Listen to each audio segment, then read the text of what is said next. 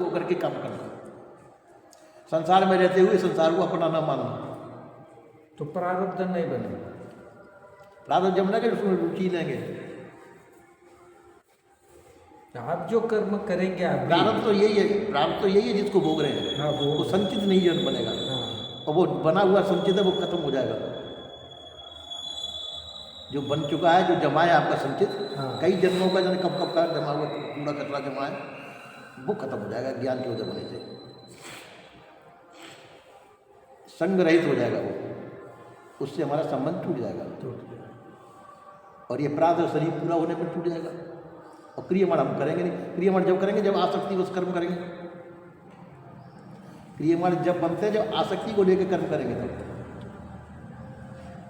बुरा कर्म करेंगे तो प्रारब्ध तैयार होता है। आसक्ति को लेकर कर्म करेंगे तो प्रारब्ध बनना चालू हो जाएगा। साहब जी संसार में कोई बात आसक्त रहती बात होती है साहब जी। संसार में जो कर्म बनते हैं आसक्त रहित होते दादा, काम क्रोध लोग उसके चक्कर में बनते हैं साहब जी। नहीं, ये सब आसक्ति से ही बन रहे हैं सब। आसक्ति से ही बनती है साहब जी। आसक्ति को लेंगे जब संसार में रह रहे हैं हमने जो संबंध जोड़ रखे वो संबंध मत जोड़िए, कम करिए, कर्तव्य समझ के करिए। खाली हमारा कर्तव्य है, हम कर हमारा रहे हैं। कर्तव्य है शरीर संबंध से, और ये हमारे पहला पूर्व का लेन देन है, उसको निभा दीजिए। और उसमें आसक्त मत होइए। उसमें नफा नुकसान, हानि लाभ जीवन मरण, हानि लाभ जीवन मरण, यश यश अपयश, इनमें आबद्ध न होइए। चलते रहेंगे, जैसा होता है वैसे चलते रहेंगे।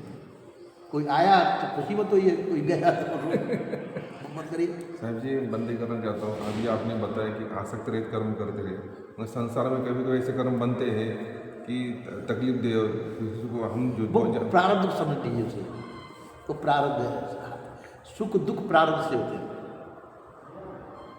तो नहीं करने से भी कुछ होता है, न करने से भी कुछ हो रहा है, वो प्रारब्ध से हो रहा है। प्रारब्ध से हो।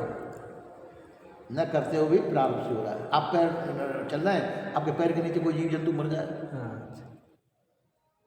तो वो उसका प्रारब्ध हुआ, आपका वो मृत्यु हुआ आपकी आसक्ति। अगर जान करके मारा है तो वो कर्म बनेगा।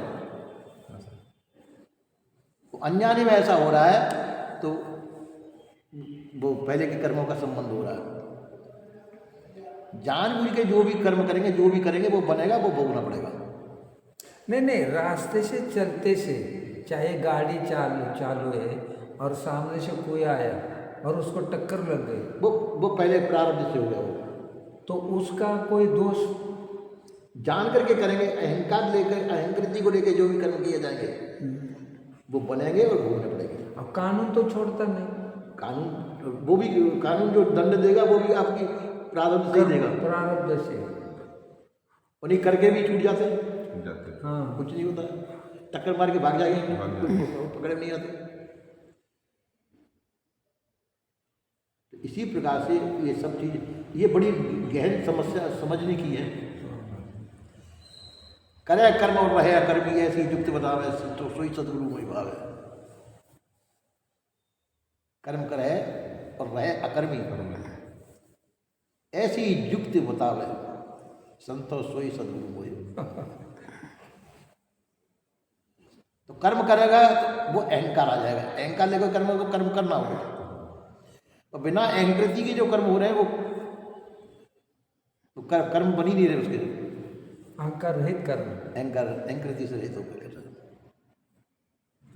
साहब जी बंदे कर शारीरिक और मानसिक पीड़ा जो होती है, अब जो बोल रहे मत करो, मगर जो शारीरिक मानसिक पीड़ा जो होती है पिछले जन्म के कर्म रहेंगे। हाँ, वो भोग में आ गए।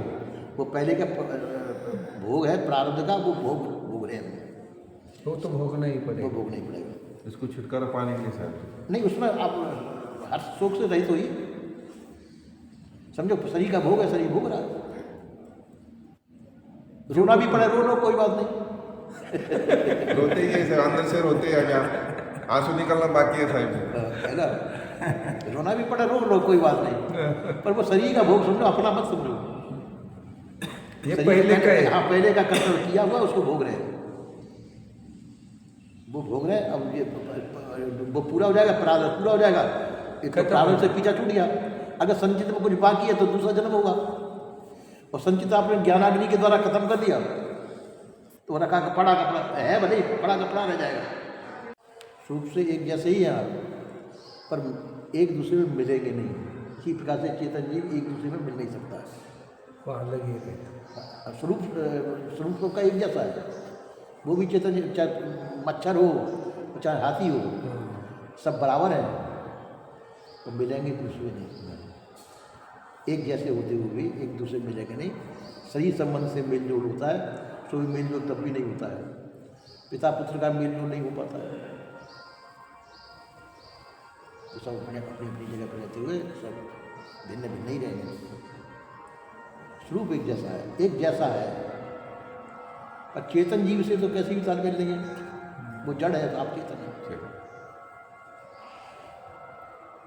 पंच भौतिक है, वो जड़ है, उसके अंदर ज्ञान नहीं है, वो आप ज्ञान स्वरूप है। मुक्त स्थिति में भी आप ज्ञानी स्वरूप रहेंगे। तो ज्ञान दो तरह का होता है, अपने स्वयं प्रत्यक्ष ज्ञान और बाह्य प्रत्यक्ष ज्ञान। स्वयं प्रत्यक्ष ज्ञान आपका स्वयं का अपना ज्ञान है, और बाह्य प्रत्यक्ष ज्ञान जो साधनों द्वारा प्राप्त होंगे।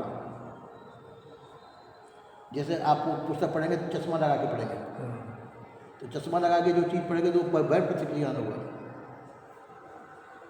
और बिना चश्मा के आपको जो दिखाई दे रहा है वो स्वयं प्रत्यक्ष ज्ञान है। तो हम संसार को जो स्पर्श करते हैं, संसार को जो जानते हैं, बाह्य प्रत्यक्ष ज्ञान इंद्रिय आदिकों के संबंध से जानते हैं,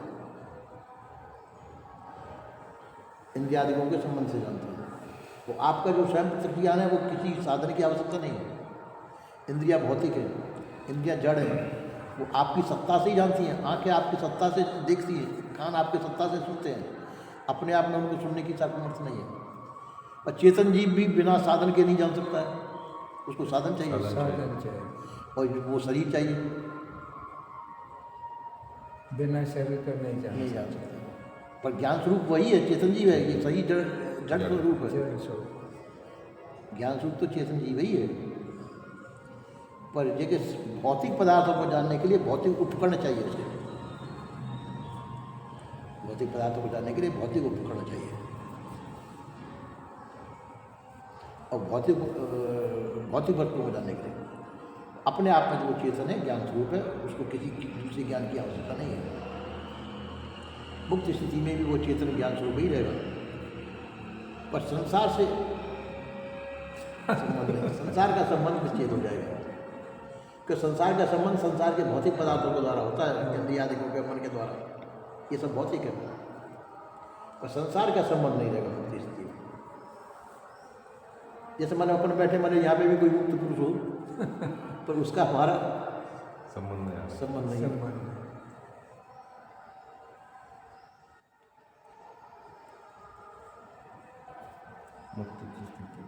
बोलिए श्री सद्गुरुदेव की जय। साहेब बंदगी, साहेब बंदगी, साहेब।